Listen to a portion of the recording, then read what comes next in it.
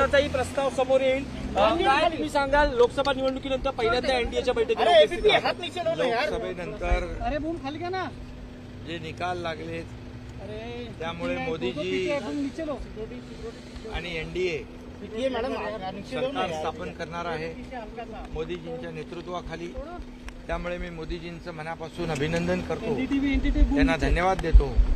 खरं म्हणजे शिवसेना आणि भारतीय जनता पक्ष हे वैचारिक एक सेम आयडियोलॉजीवाले पक्ष आहेत आणि त्यामुळे आम्ही 25 वर्षापासून सोबत आहोत आणि मोदीजींच्या नेतृत्वाखाली जे सरकार स्थापन होणार आहे त्यामध्ये मोदीजींना आमचं समर्थन पूर्ण आहे, पाठिंबा आहे आणि त्यामुळे मी त्यांना शुभेच्छाही देतो। सीएम साहेब, एनडीएला बहुमत आहे पण इंडिया अलायन्सही सरकार बनवण्याची तयारी करत आहे। आज इंडिया अलायन्सची बैठक आहे। आता म्हणतात ना गिरे तो भी टांग ऊपर, तशातला प्रकार आहे।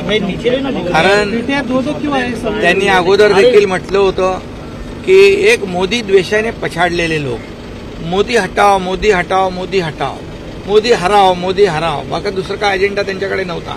पण मोदीजींकडे विकासाचा अजेंडा होता आणि काही लोक म्हणाले आता मोदीजींना तडीपार करा, तडीपार करा। तर या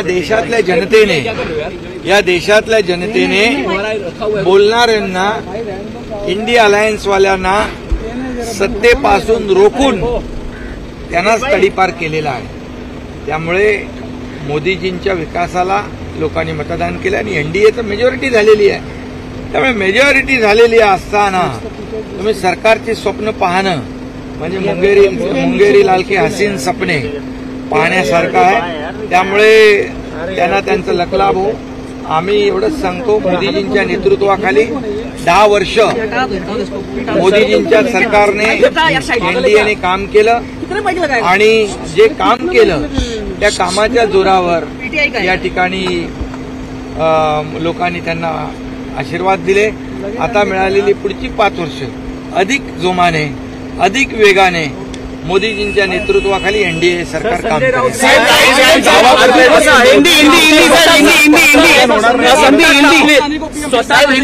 शिवसेनेचे 7 खासदार आहेत। सत्ता स्थापनेत तुमची मोदींकडून काय अपेक्षा असेल?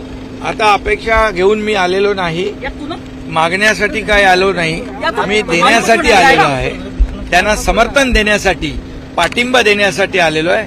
बाकी विषय जे आहेत ते नंतर होतीलच, परंतु आज मी काही मागण्यासाठी नाही, त्या मोदीजींना पाठिंबा देण्यासाठी, समर्थन देण्यासाठी। दावा करणार आहेत का उद्धव ठाकरेंनी असं म्हटलं आहे की इंडिया अलायन्सने सरकार स्थापनेचा दावा करायला हवा, असं काल पत्रकार परिषदेत मैंने कहा है कि मोदी जी को पूरी तरह जितनी मेजॉरिटी के लिए सांसद लगते हैं, संख्या लगती है, उतनी पूरी हो चुकी है, उससे ज्यादा है और एनडीए की सरकार मोदी जी के नेतृत्व में बनेगी। उनका मैं अभिनंदन करता हूं और उनको आज मैं समर्थन देने यहाँ पर आया हूं, शुभकामनाएं देने आया हूं। और कहावत है गिरे तो भी टांग ऊपर वाली, ऐसी बात है जिनके पास आंकड़े नहीं है, जिनके पास मेजॉरिटी नहीं है, वो सरकार बनाने की बात करते हैं। ये तो मुंगेरी लाल के हसीन सपने हैं, ऐसा मैं कहता हूँ। और निश्चित रूप से आपको इतना ही कहूंगा, 10 साल मोदी जी को जो मिले, 10 साल में जो उन्होंने इस देश का विकास किया है, देश का विकास, देश को बहुत ही ऊंचाई पर ले गए। उनके पास देश के विकास का एजेंडा था और सामने वाले जो थे विपक्ष वाले इंडिया अलायंस, उनको एक ही था, मोदी हटाओ मोदी हटाओ मोदी हराओ। ये ऐसे जो पीड़ित लोग थे, वो लोगों को, जो कई लोग कहते थे कि मोदी जी को तड़ीपार करो, तो तड़ीपार इस देश की जनता ने उनको किया है। सत्ता से रोककर जो बोलने वाले हैं उनको ही तड़ीपार कर दिया, उनकी जगह उनको दिखा दी है। महाराष्ट्राचे निकाल आले, महायुती महाविकास अवश्य त्यामध्ये संविधान बदलणार अशा प्रकारचा अपप्रचार करून, लोकांची दिशाभूल करून या ठिकाणी मतं मिळालेली आहेत. परंतु मतांची टक्केवारी जर पाहिली मुंबईमध्ये तर महायुतीला 2 लाख मतं महाविकास आघाडीपेक्षा जास्त मिळालेली आहेत आणि टोटल मतदान जे आहे टोटल मतदान देखील एक समान झालेलं आहे.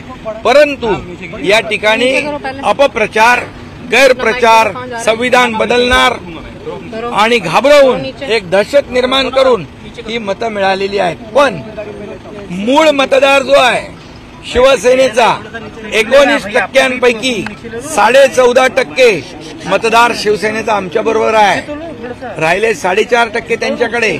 आणि मग इतर जी मतं मिळालेली आहे ही दहशत दाखवून, संविधानाचा बागुल बुवा दाखवून, लोकांची फसवणूक करून, दिशाभूल करून घेतलेली मतं आहेत. हे कायम टिकणारं नाही, हे टेम्पररी आहे. त्यामुळे नक्की आम्ही जो विकासाचा अजेंडा घेऊन निघालोय देशात पण आणि राज्यात पण तो आम्ही तसंच पुढे चालू.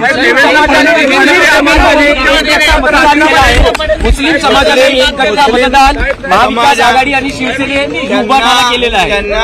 त्यांना घाबरवून, त्यांच्यासमोर अपप्रचार करून, संविधान बदलणार, तुमचे हक्क जाणार, ह्या सगळ्या गोष्टी त्याच्याबद्दल मोदीजींनी स्पष्ट करून देखील या अपप्रचाराला जे बळी पडलेत आणि त्यांनी मतदान केलंय त्यांना खऱ्या अर्थाने त्यांचा संभ्रम दूर होईल आणि ज्यांनी त्यांना फसवलंय त्यांचे खरे चेहरे त्यांच्या समोर येतील.